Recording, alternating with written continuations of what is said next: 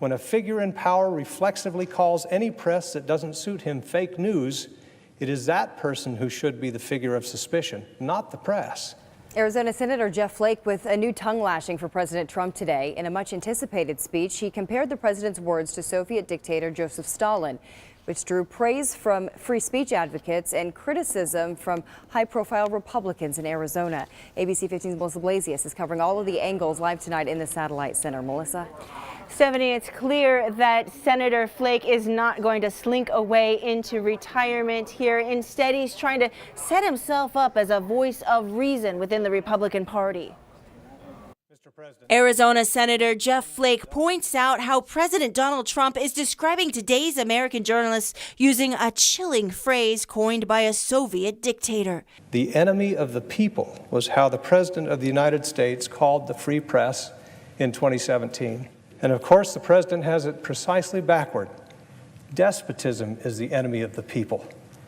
The free press is the despot's enemy, which makes the free press the guardian of democracy. Flake, a Republican who's already announced his retirement, says Trump is charting a dangerous path for our democracy. A Congress that fails to act as a check on the president adds to that danger.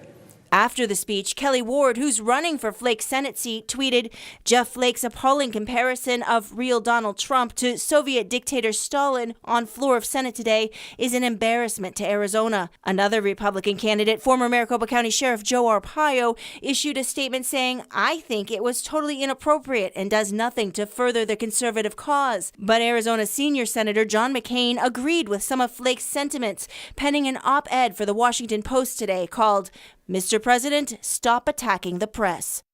And just minutes ago, we got this statement from Representative Martha McSally, another Republican who's running for Jeff Flake's seat. She calls his speech today absurd and says she does believe that there is media bias against the president. Coming up at 6, we'll go beyond the headlines here, looking into what Senator Jeff Flake's endgame may be.